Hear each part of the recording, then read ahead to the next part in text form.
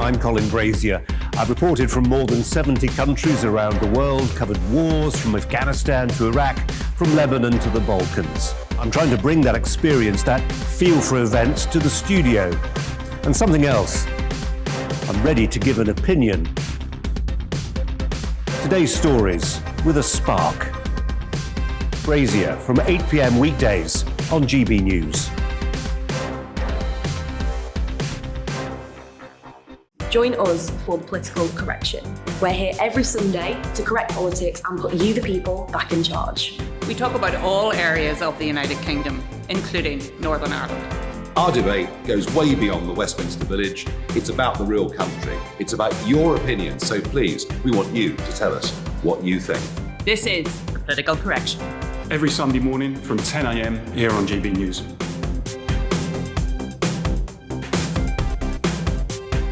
Hi, I'm Patrick Christies. And I'm Mercy Moroki. And we're hosting a show right here on GB News, 9:30 a.m. till 12 p.m. every single weekday, called To The Point. We're going to be talking about all the big issues that matter to you at home in Britain. Absolutely, whether it's holding politicians to account, discussing what's taking place in the Channel, banging on about law and order, we're not afraid to do the absolute lot of it. Yes, and if you're thinking it, you can guarantee that we'll be saying it. Make sure you're here 9:30 a.m. till 12 p.m. every single weekday, right here on GB News for To The Point.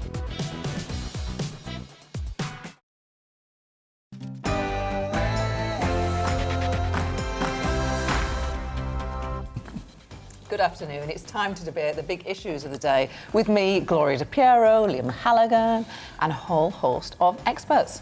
Today we're asking, should it be MPs or head teachers who decide on school shutdowns during the pandemic? One MP says future closures should only happen if Parliament approves.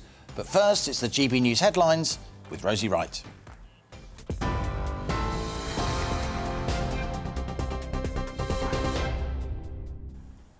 I'm Rosie. Let's get you up to date at 2 o'clock.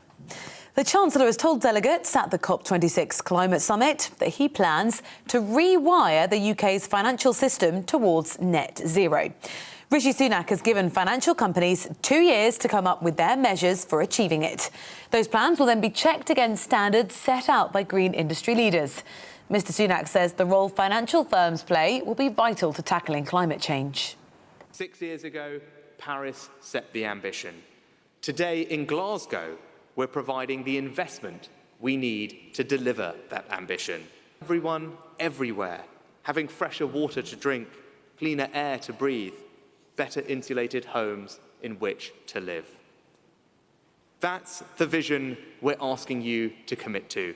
That's the opportunity we're asking you to invest in. And that's the work that we're asking you to begin today. Boris Johnson and the Labour Deputy Leader have clashed during Prime Minister's questions over the disciplinary process that MPs face. A standards watchdog found that Conservative MP Owen Paterson breached lobbying rules after misusing his position to benefit two companies that he worked for. He says he got unfair treatment. His allies want to change the entire system and scrap his 30-day suspension. Angela Rayner, who's standing in for Sir Keir Starmer, who's still self-isolating, says it's double standards. If it was a police officer, a teacher, a doctor, we would expect the independent process to be followed and not changed after the verdict. It's one rule for them and one rule for the rest of us. Instead of playing politics on this issue, which is what they are doing, I think that she needs to consider the procedures of this House in a spirit of fairness, Mr. Speaker. And we on this side of the House, instead of playing politics, we are getting on with delivering on the people's priorities, Mr. Speaker. 40 more hospitals, 20,000 more police officers, wages up, growth up, and jobs up across this country. Those are our priorities. Investigators say a train involved in the collision on Sunday evening in Salisbury ran 220 metres past a red signal before it then hit another train. The Rail Accident Investigation Branch says the driver attempted to apply the brakes, but the wheel slipped on the tracks and it didn't stop as it should. The head of South Western Rail praised the driver for his actions and said they prevented a much more serious incident.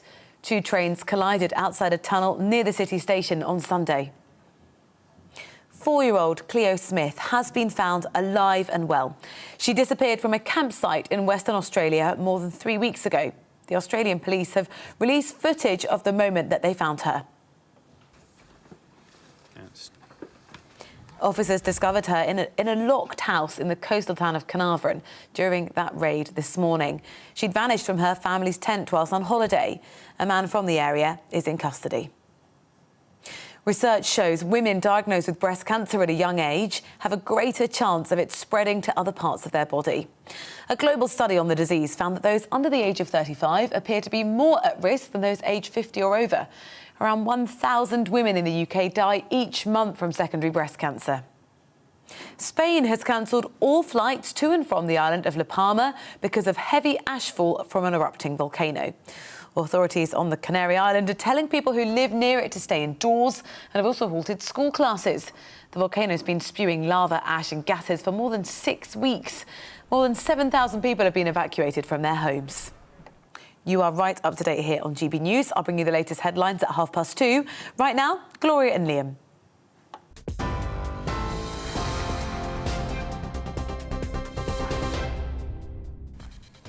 Coming up today on DePiero and Halligan, we'll be debating the issue of pandemic school closures. So as we ask, should it be politicians or head teachers who decide on a shutdown during lockdown? One MP says any future closures should only happen if Parliament approves. But it's not just our guests we want to hear from. Join the debate with your view. GB Views at gbnews.uk or tweet us at GBNews.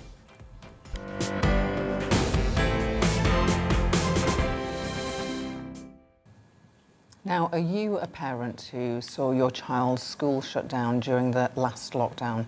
Do you feel your child suffered as a result? Well, one MP says too many children saw their education disrupted and wants future closures to be approved in a parliamentary vote. Robert Halfon, who heads up the Education Select Committee in the House of Commons, a cross-party committee, he wants schools to be like hospitals and always remain open during emergencies. That would mean they'd be classified as essential infrastructure and any decision to close schools would have to be approved by MPs. The proposals have been presented in an education bill in the Commons today. It's a private member's bill, we should say, by Robert Halfon. Well, we're now joined by a parent, Wendy Buck, whose daughters had to be taught from home during both of the lockdowns. Hi there, how are you? How are you both? Good, thank you. Yes, thank you. How was lockdown, schools lockdown for you? Want to speak for that? How do you feel about it? It was a bit difficult. Yeah, you was a bit challenging. I've got two daughters. I've got one here now. She's sixth form, so that's why she's home early. She has different shifts, and I've got another one who is currently at school. This one, she was you was year 11, wasn't you? So you kind of gave up, didn't you, really? You kind of thought, right, don't need to learn. It's GCSEs, don't need to do any more. So she gave up. But then you had lockdown 2 and lockdown 3. You did do a few bit of learning at home then, didn't you? You did your online and then. So do you want to talk about how you felt about that? It was kind of hard to concentrate a little bit. Felt a bit distracted. Did you? Yeah. Yeah. Kids, isn't it, Wendy? But it's also hard for parents too. Did the fact that your daughters were at home, did that affect your ability to go out to work? Luckily, no, that didn't affect me too badly. I work in the town, literally just around the corner, so I don't have to go far. I work part-time hours myself. I was a key worker, so I was working throughout. Lockdown 1, I was at home. Lockdown 2 and lockdown 3, I continued working throughout because, as I say, I was a key worker. So yeah, it wasn't too bad. With their school, lockdown 1, it was all set as homework, wasn't it? Sort of thing. You were set task as if it was like homework.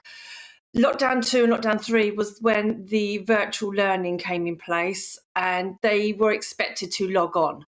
Yes, there's my daughter now. That's my youngest one, currently at home, working very hard. So yeah, and there she is. It had its bonuses. She's got tea and biscuits, so she did enjoy that side of it. So, yeah. Wendy, what do you think about these proposals put forward by an MP to make it much, much harder to close schools? Any decision to close schools, it has to be approved by MPs. If you remember those last lockdowns, it was the government just announcing that they would be closed with very little scrutiny or discussion about it. Do you think it should be much harder to close schools? We felt quite under pressure. When the COVID cases did rise, it did get very worrying because, of course, you don't want to be bringing COVID home. We want to protect ourselves. COVID spreads very fast there. And whilst the school did everything they could, they did their bubble groups, they stayed in specific buildings, but they were still mixing on the trains, buses, all year groups mixing. So it didn't really matter. So whilst there was a case in her year group, I think you was back to school in 2 weeks and already you had 10 days off because you had to isolate. Then you're back to school, then you got to isolate again. So that became disruptive. That was more disruptive than the actual lockdown. I do feel that if are very high and they're spreading very rapidly through the school, then there should be some sort of lockdown. Mine did work very well from home. So I suppose it's easier for me because I've got older children. It may be difficult for the ones with the younger ones, but yeah, so You're clearly a very engaged mum, Wendy, and with all respect, there's a picture there of your other daughter at a desk in a kitchen. There's space for them to work, and you're very, very supportive. It's not the case for all kids, is it? A lot of kids live in cramped conditions. For a lot of kids, the idea of working from home is just a non-starter. Yeah, no, I agreed. I mean, for some families, there are families who can't engage very well at home. But my daughter, like I said, the one you see, my other daughter who you see in the picture there, she was fully engaged. She preferred working from home in some respects. The fact that she wasn't getting the daggers, she wasn't getting the glares from all the cool kids, if you like, for putting her hand up. She could answer questions, and although they didn't physically speak, they used the chat mainly. But it was easier for her to sort of put forward answers, sort of thing, without being sort of getting the old funny daggers or being the geek of the class or the nerd, as they call it. I don't know, but yeah. But yeah, she preferred it like that, really. Yeah. And did you notice a difference in how teachers got to grips, depending on which lockdown we were talking about? Was it much improved the second time schools had to close? Oh, yes, very well. Yeah. That they were very well set out, the lessons.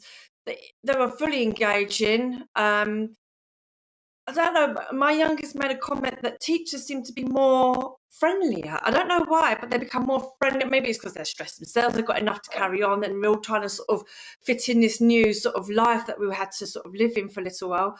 But the teachers became, whereas we're in class, I don't know, there was a lot more, I don't know, a bit more discipline, if you like, in the class. Some sort of they're unreasonable, is what she may have worded it, but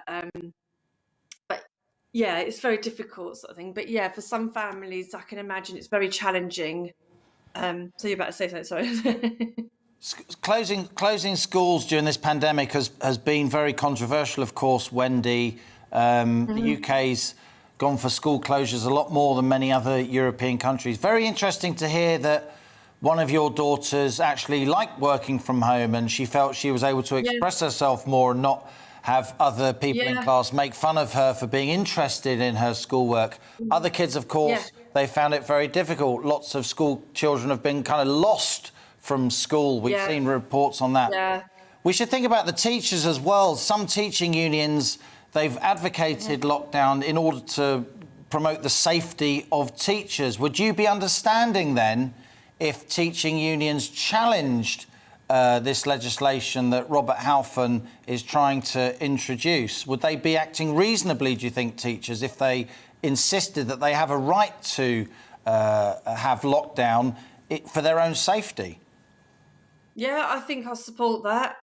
You know, for teachers' respect as well. I mean, they don't want to be sort of, you know, in a classroom full of, there's about 30 children in your class, and the classrooms are quite small. They're all laid out quite closely.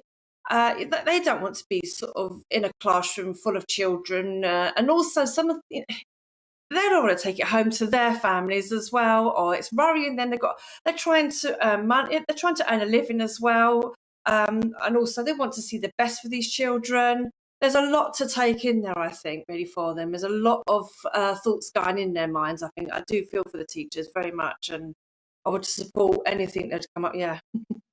Well, Wendy and indeed Holly, Buck, we're grateful to both of you for appearing on GB News. Thanks very much indeed. Joining us now is John Jolly, who is the Chief Executive of Parentkind, which is a charity which works to create more cooperation between parents and school. Firstly, John, what do you think parents will think about this proposal? He's doing it in a backbench capacity, so there's no suggestion that the government will adopt it, but he's having a go. He wants to make it much more difficult for schools to close again should there be a pandemic or a similar situation that we found ourselves in last year. Yeah, I think it's. I think parents will. I mean, parents' views will be. We know this because we've asked them that the decision really in relation to whether schools close needs to be down to school leaders, school governors, and local public health. Really, you know, the COVID lockdowns really depend on sort of local conditions and conditions that relate to particular schools. So, I mean, I think in terms of a national lockdown of schools, I think parents will welcome the fact that that will be under more scrutiny before governments actually rush to making a decision. I think if the intention here or the suggestion is that it should be much harder for schools to actually shut down because of local COVID conditions in relation to increasing infections. You know, already basically the government and the Department of Education has made it very difficult for school leaders to actually take that decision unilaterally. So I think parents' views is pretty much, and as I said, we've asked them throughout the pandemic, would be that actually they want to actually see safety conditions basically taken on board. You know, parents don't all fit in the same group. There are those who will want schools to remain open whatever. There'll be others who will be very concerned that where there are rising infections, that the schools do actually take a measured response to that. You know, Robert Halfon, in my experience, is a very politically astute chap. He's MP for Harlow. He's very closely in touch with a lot of his constituents. I guess he wants that decision of schools to be taken away completely. It can only be the government under his private member's bill, which, as Gloria rightly says, you know, doesn't really have a hope of becoming law, not unless the government gets behind it. But when he says he wants that decision to be taken away from head teachers, taken away from teachers in general, he must feel that he's tapping into an anxiety among parents that kids need to be in school. Yeah, look, the vast majority of the close downs and lockdown has happened because government has made a central decision that schools will actually close. It's the Department of Education that's made that decision predominantly. Where local schools have had to actually make that decision, it's been predominantly due to local conditions on the ground, high levels of infection, not enough teachers basically present because they're down and self-isolating with COVID, or sort of like just the rates of infection in the local community. So, and I think schools have done everything they can to stay open, you know, in very difficult circumstances. You know, the big school closures where, you know, we've seen, you know, millions of young people basically out of school for long periods of time have happened not because of individual schools' decisions, but because of decisions actually by the Department of Education and the government. Indeed. Your suggestion that it should be down to local school leaders and dependent on local conditions. Would there have to be some sort of national criteria for them all to meet before they unilaterally took a decision to close a school? Otherwise, how else do you give parents the confidence in the system that there is a clear set of criteria that have to be followed? Yeah. I mean, I think so. I mean, I think that, and there are, the well exercised criteria that sort of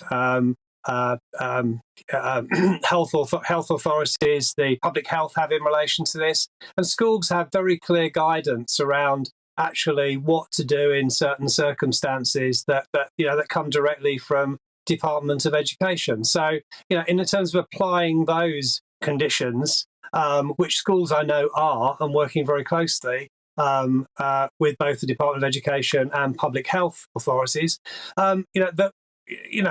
schools school leaders want schools to remain open, teachers want schools to remain open, and of course parents want schools to remain open. But there are circumstances within guidance that already exists where actually it is unavoidable. John Jolly, finally, cases across the UK have been falling, but they're still rather high. Some people would say that's because we're testing lots in the UK, but it can't be denied there is still a lot of infection out there. You're in touch with schools a lot. Do you think we're now through this in terms of school lockdown? Do you think parents can wave goodbye, in this pandemic at least, to school closures?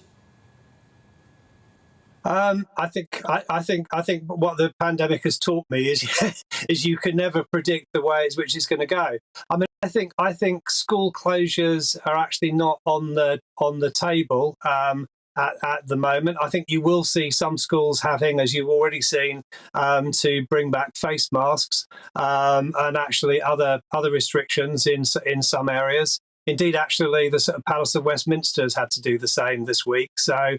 I think you will see restrictions. You will see a changing situation. What will be different. Each school will be different, and each school leader will make great decisions based on public health advice to keep schools open. And I think we really must actually recognise the great work that school leaders have done and teachers have done in terms of both keeping schools open, keeping young people safe, and actually sort of developing a way of sort of virtual learning and learning from home, that really didn't exist before the pandemic, and doing it really well. John Jolly, Chief Executive of Parentkind, thanks a lot for joining us on GB News. Remember to join the debate. Let us know your experience if you are a parent or indeed a grandparent. Should it be MPs or head teachers who decide on whether a school can shut down during the pandemic? Email us gbviews@gbnews.uk or tweet us @gbnews. Later in the show, we'll be dedicating time to reading out some of those emails, hearing your views. Up next, new claims have been made about multiple cases of children being sexually exploited in Rotherham. We'll have the details for you, but first the weather. Hello again. A bright day for many, although not entirely sunny everywhere, and there will be further showers in places. Along with a brisk north wind, it will feel cold at times. That wind you can see coming around the low pressure, which is still to the northeast of the UK, and these blues sinking south, so it is cold out there. I think Wednesday will be the coldest day of the week, and in many places actually a lot of cloud has arrived because the winds have switched so that they're now pulling cloud and showers in from the North Seas, northern and eastern Scotland, parts of eastern England seeing showers, and a large amount of cloud affecting central southern England. Brighter skies further west with some sunshine, but further showers for West Wales, Cornwall, West Scotland, Northern Ireland, and temperatures struggling under the cloud, 8 or 9 Celsius, where we get some sunshine, 10 or 11 degrees, a little below average for the time of year. The showers continue in the east overnight, with further cloud coming in from the North Sea.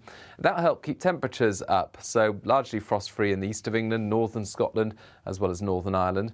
Elsewhere, under clear skies, there will be a touch of frost in places as we start off Thursday. A chilly start across the board and a sunny start for many. there will be a lot of cloud in the east once again, and further showers coming into the east of England, northern Scotland, Northern Ireland at first. Eventually, however, showers tend to be confined to really western coasts and eastern coasts, with many other places seeing sunshine and a sunnier day generally compared to today, with temperatures reaching 8 to 11 Celsius.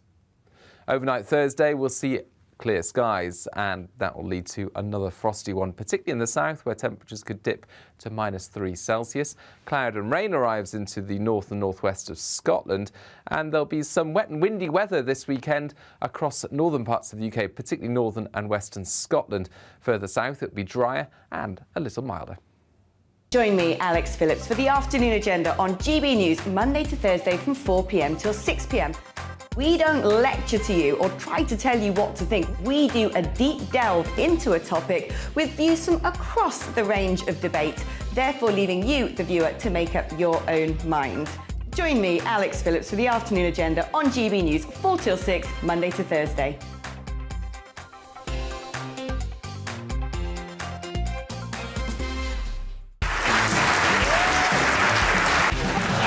My name is Andrew Doyle. Join me every Sunday evening at 7 p.m. for Free Speech Nation. This is a show where we address current affairs and news stories of the week with the help of two wonderful comedian panellists. I brought in comics because I want to give it a lighter edge, and also they work for less. See you there.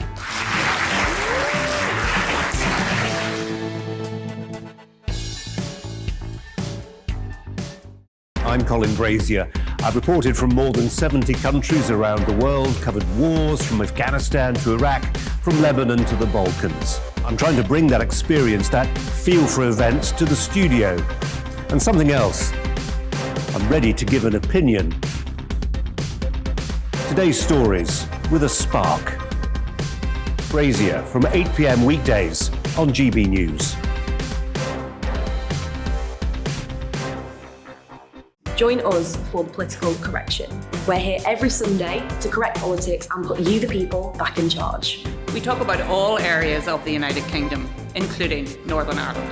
Our debate goes way beyond the Westminster Village. It's about the real country. It's about your opinion. So please, we want you to tell us what you think. This is the political correction. Every Sunday morning from 10 a.m. here on GB News.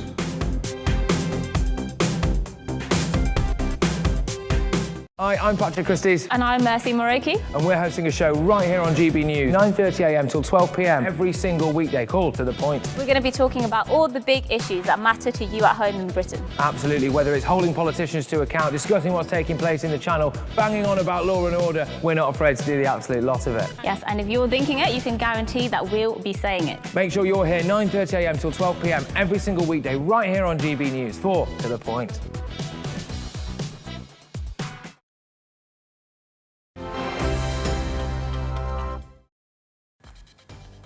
Welcome back. We've been discussing whether or not head teachers or the government and Parliament should decide whether or not schools should close during lockdown. This is in light of a private member's bill put forward by the chairman of the Education Select Committee, Robert Halfon. Give us your views, gbviews@gbnews.uk, or tweet us at gbnews, and we'll read out some of those emails later in the show. Now, new claims have been made about multiple cases of children being sexually exploited in Rotherham, with allegations that the police and council officials aren't taking the problem seriously. The findings come from a report by opposition Conservative councillors in the town who say they fear not enough action is being taken, although Rotherham Council and South Yorkshire Police dispute that. In 2014, the J report found numerous failings by police and council officials between 1997 and 2013, which led to 1,500 girls being abused, with many cases still being prosecuted today. Now, our Yorkshire and Humber reporter Kevin Larkin has been on this story, and he's in the village of Rawmarsh in Rotherham for us now. Kevin, what does this report say about young girls being sexually exploited in Rotherham today? Well, yes, good afternoon, Liam and Gloria. Yes, it's a very concerning report which has been put together by Conservative councillors here in Rotherham. Now, even they would say this is not the full picture of child sexual exploitation here in Rotherham. This is just intelligence that they've had since they were elected back in May. And what they found is, in their words, multiple examples of active grooming and child sexual exploitation here in Rotherham. Now, that contrasts with an official picture from South Yorkshire's Police and Crime Commissioner, who told me there are 34 active cases of child sexual exploitation in Rotherham right now, and 29 arrests have been made of suspects. And this report from the Conservative councillors says that abuse is taking place in parks, car parks, private homes, takeaways, even a car wash and a petrol station were identified as places where exploitation was going on. And the report also named 5 particular neighbourhoods in Rotherham: Rawmarsh, where I am now, Wath, Greesborough, Eastwood and Clifton, which they say are particular hotspots. Now, I've been speaking to people on the street here in Rawmarsh throughout the day. A lot of them obviously don't want to go on camera for obvious reasons, but one man I spoke to said he had a 14-year-old granddaughter and he was really concerned about the risks to her, and he said it was good that this was being put out in the public domain. But interestingly, he didn't refer to any reporting to the police or the councils. He felt that the best option was his son being a big bloke and could physically defend his daughter if needed. Obviously, that's not something that officials here would want people to go down. Interesting, I spoke to another bloke who was driving past in a car, and when I told him what I was reporting on, he said Rotherham is full of, and then used a word that I can't use on television, but another word to describe abusers. And that fits in with what the Conservative report says, in that they describe this as the tip of the iceberg, and their words, they say the true scale of the problem in Rotherham cannot be known at present. And what's prompted the Conservative councillors to raise this issue now? Why now? Well, they've decided to go public, Gloria, because they say since they were elected back in May, they've been trying to work with the council and the police behind the scenes to tackle this jointly. But they say they feel their concerns are just not being taken seriously. And there are 2 examples in this report, which I'll share with you now. The first is the councillors say they'd identified a location where child sexual exploitation was taking place after 10 o'clock at night. They reported this to South Yorkshire Police, who did send a PCSO to investigate. But the PCSO went out there at 6 o'clock, 4 hours before this alleged abuse is said to have been taking place, and then said that there was no activity taking place in that area. In another example, another Conservative councillor spoke to the Director of Children's Services in Rotherham and expressed her frustration that it was taking so long for anything to be done about their intelligence on what was going on the streets here of Rotherham. And apparently the Director of Children's Services is said to have compared the frustration of having to wait to her having to wait several months to have a sofa delivered. So in sum, the Conservative councillors are saying that they found the council and police, in their words, obstructive and confrontational, and the Conservative opposition leader Emily Barley says she's been left frustrated by it. We've been trying to get meetings with people, they won't have it. We've been trying to talk about CSE in committees, they won't have it. And it's been really difficult really to get anyone to talk about it. We started off in May sort of wanting to go through the official channels and use the council and the police to do it, and quickly found that just wasn't going to work. One of the big factors in 2014 that came out was the authorities didn't want to discuss it because it predominantly involved Asian men. And I noticed in your report you do say that there are many cases where it involves Asian men. Do you believe that this is still predominantly a problem amongst the Asian community here in Rotherham? It's true that the intelligence that we've gathered has all been Asian men. We don't know if that's representative of the broader problem, and I certainly don't know if that plays into why the council and the police aren't talking about it. I get the sense that actually the council and the police are shying away from talking about it because they're worried about being held responsible for not doing anything about it. Very powerful testimony there, Kevin. In your sense, as a reporter on the ground, I know you followed this story for a long time. How have things changed in terms of child exploitation, particularly in Rotherham, since the 90s and the 2000s? Well, Liam, I think one of the rare points of agreement between the council, the police and the Conservative councillors is that the tactics have changed. What we're seeing is, since all taxis in Rotherham now have to have CCTV cameras in them, so what the fear is that whereas girls were being transported by taxi in the past, that's now moved to private cars and vans. Another issue is that there are bigger links to organised crime gangs. This isn't just about child sexual exploitation in many cases. The children who are being abused now are very often linked into things like drug dealing and county lines. So they might be sexually exploited, but they might also be being used to transport drugs around the north. And the other thing is that the abuse is now moved online and very often starts there before moving publicly. So this is what the Police and Crime Commissioner for South Yorkshire, Dr. Alan Billings, had to say about how the tactics around CSE have changed. The old type of child sexual abuse, the grooming and the gangs that happened, which Professor Jay commented on, a lot of that has now gone. It's now CSE has moved online, and it's a different kind of perpetrator now online. These are white males online drawing children in for criminal purposes and sometimes for sexual purposes. We know all that. We have the information on that. Now, this report from the Conservatives specifically mentions several examples of, they allege, Asian men grooming. Are you confident that that is not an issue and that is also being handled without fear or favour by South Yorkshire Police now? Whatever people's ethnicity is, if they're involved in CSE, South Yorkshire Police will bear down on them and present cases in court. So I'm no anxieties around that at all. Kevin, what's been the response from Rotherham Council? Well, Gloria, we've asked Rotherham Council to come on camera and answer our questions. So far, they've refused. We're hoping they will change their minds on that, but they have sent us a statement. They say they take all allegations of child abuse very seriously, including these ones. They say independent inspectors at Ofsted say children's services have, in their words, been transformed in Rotherham since 2014. And they say intelligence is reviewed on a regular basis. And they say not every allegation will be validated. And they are urging people to report their suspicions. South Yorkshire Police have said they're working through the detail of this report, and they say they want to be absolutely clear that CSE remains a problem in Rotherham, as it does right across the country, and that they're working tirelessly to bring people to justice and prevent harm in the first place. And they've also invited the Conservative councillors behind this report to work with them and join a group with them that looks at this intelligence as well.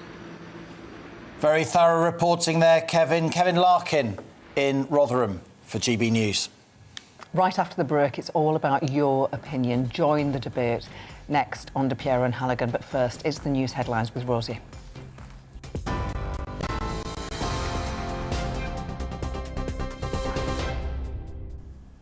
Good afternoon. Let's get you up to date.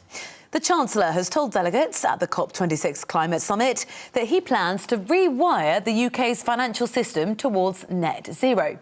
Rishi Sunak has given financial companies 2 years to come up with their measures for achieving it. Those plans will then be checked against standards set out by green industry leaders. The head of South Western Rail has praised the driver involved in a collision near Salisbury on Sunday, saying that his actions prevented a much more serious incident.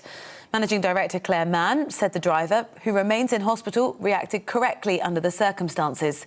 Investigators say the train ran 220 metres past a red signal before hitting another train.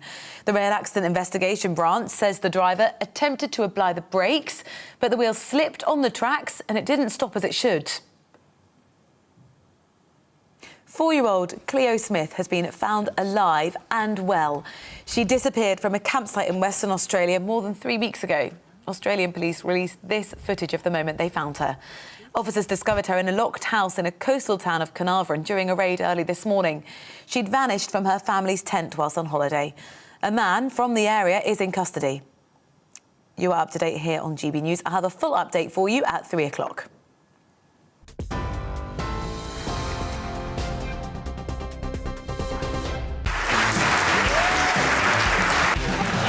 My name is Andrew Doyle. Join me every Sunday evening at 7 p.m. for Free Speech Nation.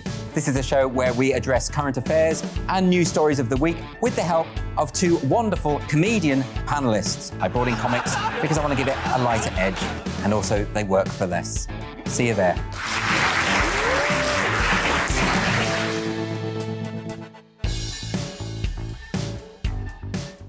I'm Colin Brazier. I've reported from more than 70 countries around the world, covered wars from Afghanistan to Iraq, from Lebanon to the Balkans. I'm trying to bring that experience, that feel for events, to the studio. And something else. I'm ready to give an opinion. Today's stories with a spark. Brazier from 8 p.m. weekdays on GB News. Join us for the political correction. We're here every Sunday to correct politics and put you, the people, back in charge. We talk about all areas of the United Kingdom, including Northern Ireland.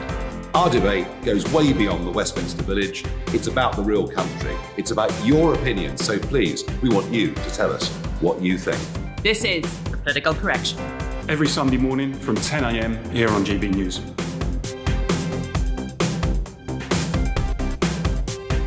Hi, I'm Patrick Christie's. And I'm Mercy Moroki. And we're hosting a show right here on GB News, 9:30 a.m. till 12 p.m. every single weekday, called To The Point. We're going to be talking about all the big issues that matter to you at home in Britain. Absolutely, whether it's holding politicians to account, discussing what's taking place in the Channel, banging on about law and order, we're not afraid to do the absolute lot of it. Yes, and if you're thinking it, you can guarantee that we'll be saying it. Make sure you're here 9:30 a.m. till 12 p.m. every single weekday, right here on GB News for To The Point.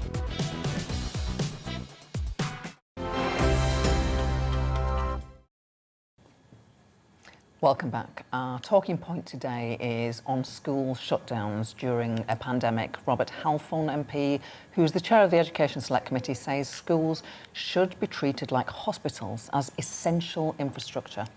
That would mean any plan to close them would need approval from MPs. So we're asking, should MPs or head teachers approve pandemic school closures?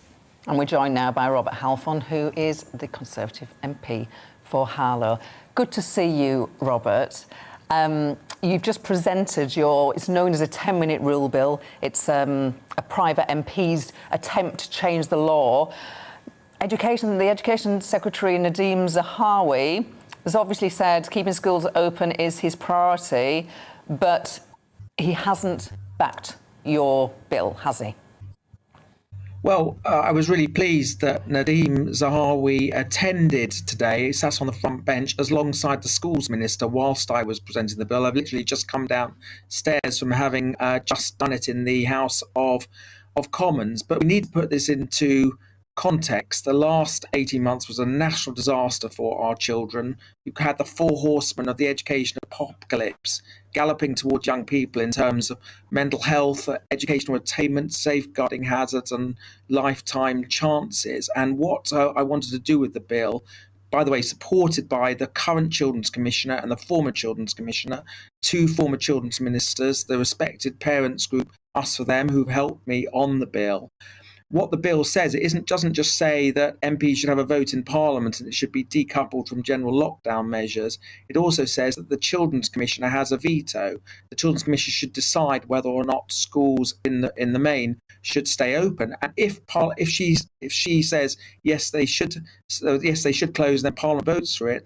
The triple lock is that Parliament then returns every 3 weeks to vote on whether or not the school should continue to be shut. But what I want to be sure of is that we never again close our schools for the most part, except they were partially open, because of the damage it's done. And by having the Children's Commissioner make that decision, what it means is she won't just consider COVID, which we know, thank goodness, is low risk to children, but she'll also consider the effects on children's educational attainment and mental well-being.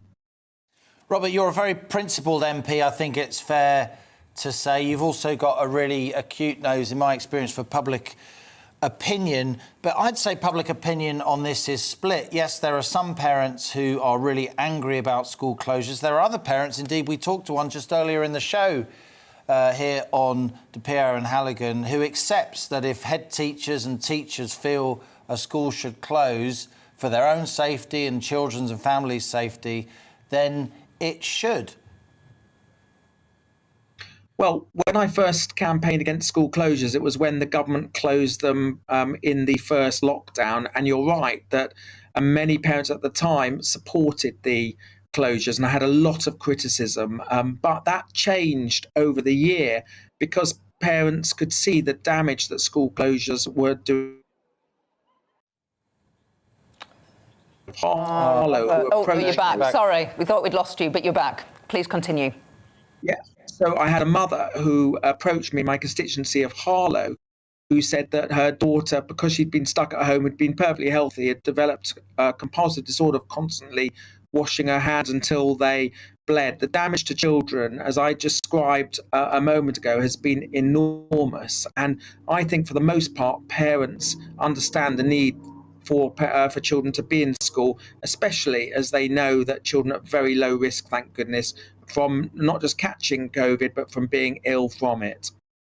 I guess the government would say they didn't want schools to close. It wasn't a policy decision. It was born out of absolute necessity. They would never want to close schools again unless it's an absolute necessity. Is that fair to the government?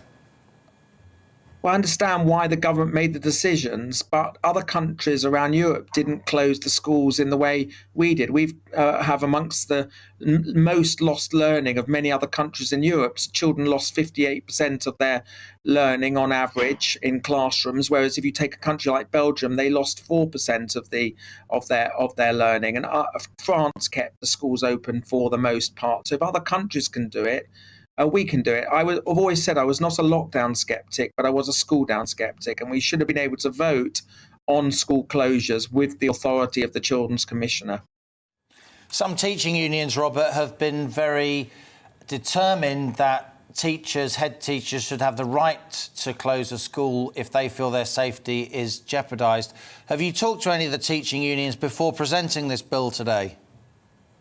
I talked to the children's commissioners and former children ministers who backed the bill. But interestingly, Jeff Barton, very respected head of the ASCL trade union, has been reported today as being given cautious support to the bill that I presented in Parliament, because he understands that this is about the children, and so often during this pandemic we forgot about the children, and we need to keep our children in school, keep them learning, because it's disadvantaged pupils who learn the least by being at home. It's disadvantaged pupils who've suffered the most because of the lockdown and not being at school.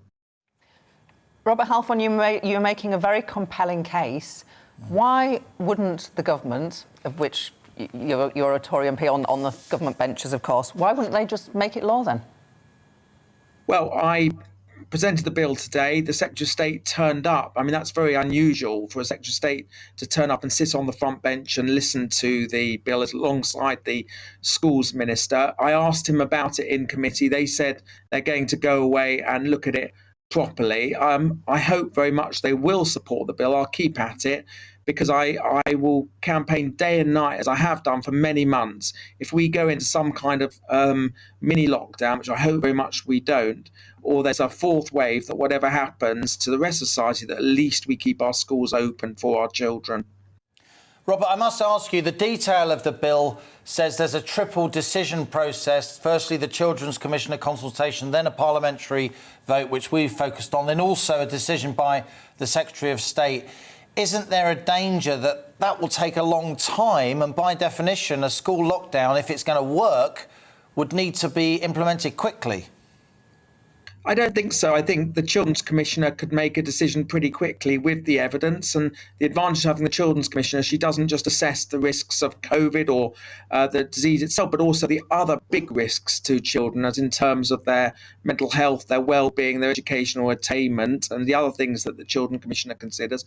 You could have a vote in Parliament relatively quickly. And the third part of the triple lock says that every 3 weeks there should be a vote if it is decided that schools should close. The Parliament should make that decision every 3 weeks, which I think is reasonable, given that now we know the terrible damage that school closures bring to our children and young people. Well, Robert Halfon, MP for Harlow, we're grateful to you for hot-footing it from the House of Commons chamber to join us on GB News. Thank you very much. Now we are joined by Molly Kingsley, who is the co-founder of Us For Them, which is a campaign group speaking for school children. Molly, nice to see you again on GB News. Could you hear what Robert Halfon was saying there, and if so, do you back him? Yes, absolutely. I mean, you know, we obviously, our stance on this has been very clear from the beginning, and we're really pleased to see, you know, that Robert has listened to our campaigning. We think that, you know, this is a really important bill, and I think really there are three reasons for that. I think the first is, you know, to your point, Liam, this idea that schools and head teachers should have the ability to close down because they feel that them and their staff are in threat. And I think our issue with that, really coming at it from a child welfare point of view, is that too often what's happened during the pandemic has happened without reference to the evidence. And actually, it was really interesting. There was a large study from Japan just out this week where it showed that in the context there, actually school closures did not have a material impact on the virus. So I think, you know, that the first thing that this bill should do is make sure that actually, if school closures are to be mooted, they are really subject to parliamentary scrutiny. And I think the other thing is that, you know, we know now that actually this idea that you could close down schools and make good the damage done is just a fallacy. You know, whether that's in monetary terms, or actually because a lot of the harms to children are not the kind of harms that can be made up afterwards. So again, for that reason, I think, you know, we really ought to be resisting school closures, save in the most exceptional of circumstances. Molly, you're a regular mum who's been sort of transformed into a campaigner during this pandemic, and now you've worked with an MP to put forward draft legislation in Parliament. Why do you think it is that here in the UK we've locked down to a much, much greater extent than many European countries? I mean, look, I think in terms of schools, it's a really interesting question, actually, Liam, because actually the previous pandemic planning for schools worked from the basis that whatever else happened during a pandemic, we would keep schools open. And personally, I would say that was the right way to go about it. And in fact, it even talked about bringing in, you know, an army of reserved and retired teachers to help with that exercise. And I think one thing that I would love to see, and Us For Them would love to see if this were ever to happen again, or if, you know, there were another lockdown, is actually applying that same kind of can-do attitude to our children and their education. I mean, I think, you know, as to the wider question of our pandemic handling, I think others have spoken to that recently. Well, Molly, we've got to leave it there for now. Sorry, we've run out of time. We've got to go to another guest, but we'll see you on the show another time soon. Thank you for joining us. Molly Kingsley of Us For Them. Joining us on the show next is Senior Education Consultant and former Head Teacher, Adam Peter Lang. Hello there, Adam. Nice to see you. So Robert Halfon is trying to change the law to protect millions of pupils from what he calls the disaster of future school shutdowns. Does that sound sensible to you? Well, good afternoon, Gloria and Liam. First of all, as you said at the top of your programme, everybody does respect Robert Halfon for what he's been saying about education and the disaster, as he calls it, that's occurred during the pandemic. And it is that, and he's given lots of information. I'm not going to repeat all of that. And nobody wants to close schools lightly. Head teachers, governing bodies, academy trusts don't want to do that. But I do feel that maybe we're moving rather too quickly on this. I'm not sure how much consultation has gone on this matter at the moment. And let me give an example. In the week before half term, the DfE have just produced the figures for the number of young people that were absent. It's gone up again, and it was down to COVID. But when you look at the figures, it's quite different across the country. Quite different. I think it was highest in the southwest. Now, if you have a national policy, as has been indicated, does that give head teachers, governing bodies, the room and the trust to make those difficult decisions in their localities? And we saw that during the pandemic before, in different cities in the country, Leicester, Manchester, London, you know, how the different dynamics played out. And I just worry whether we're could be undermining a high degree of trust that exists at the moment.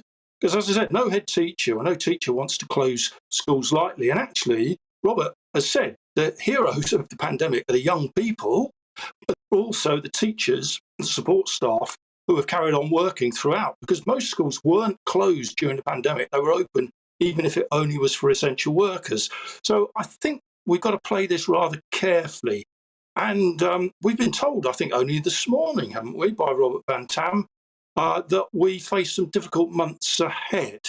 So I'm not sure whether this is quite the right timing. I applaud the motives. Nobody wants to close the school, and we must have a plan, and this could be part of it, of course, to get back and to raise achievement for those that have been really disproportionately affected by the pandemic. So it's just, I think he's only spoken in Parliament about it an hour or so ago, so I'm still trying to digest exactly what he said. But I think an element of trust could be lost if this is rushed through.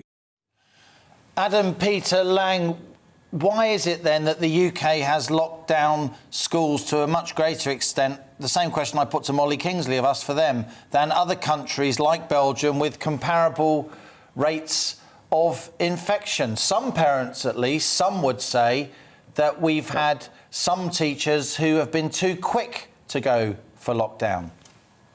Well, it's not the teachers that make the decision, it's the head teachers. And as I said, it's in conjunction with the local authority, if the local authority school, or the trust of an academy or the governing body. So that decision isn't made by the teachers. But of course, one of the factors is when you're looking at running an institution, it doesn't mean whether it's the GBNews or whether it's a school. If you don't have the staff, it makes it very difficult to function. And that was one of the problems during the height of the pandemic.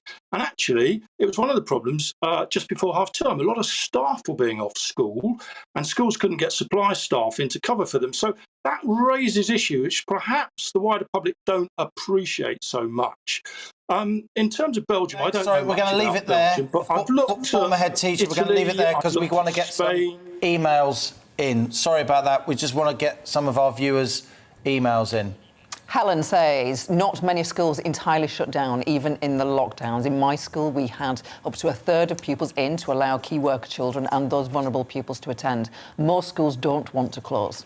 Hilary says it should be government who decide on school shutdowns in COVID-related circumstances. Joan says schools should not be closed again by anyone. We have to live with this virus and children would lose more education. Stephen emailed us, school governors may want to contribute to the executive decision, but they shouldn't contribute to local public health. You've been watching DePiero and Halligan on GB News. We are back tomorrow at 2 and I'll be back at midday and Liam will be back at 1. For On the Money, and in just a moment, it's that man again, the GB News political editor, Darren McCaffrey, with your daily dose of political news, coming live from the COP26 government summit in Glasgow. That's next, so stay with us. Thanks for being with us today here on DePiero and Halligan.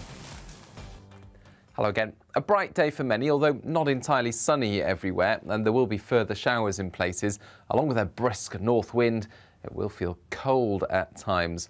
That wind you can see coming around the low pressure, which is still to the northeast of the UK, and these blues sinking south, so it is cold out there. I think Wednesday will be the coldest day of the week.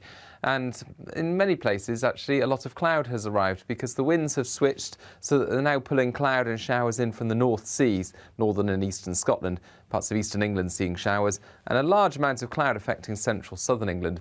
Brighter skies further west with some sunshine, but further showers for West Wales, Cornwall, West Scotland, Northern Ireland, and temperatures struggling under the cloud, 8 or 9 Celsius, where we get some sunshine, 10 or 11 degrees, a little below average for the time of year.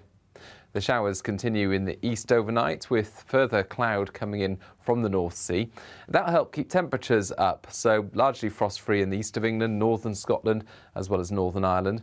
Elsewhere, under clear skies, there will be a touch of frost in places as we start off Thursday. A chilly start across the board and a sunny start for many. There will be a lot of cloud in the east once again, and further showers coming into the east of England, northern Scotland, Northern Ireland at first. Eventually, however, showers tend to be confined to really western coasts and eastern coasts, with many other places seeing sunshine and a sunnier day generally compared to today, with temperatures reaching 8 to 11 Celsius. Overnight Thursday, we'll see clear skies, and that will lead to another frosty one, particularly in the south where temperatures could dip to -3 Celsius. Cloud and rain arrives into the north and northwest of Scotland, and there'll be some wet and windy weather this weekend across northern parts of the UK, particularly northern and western Scotland. Further south it'll be drier and a little milder.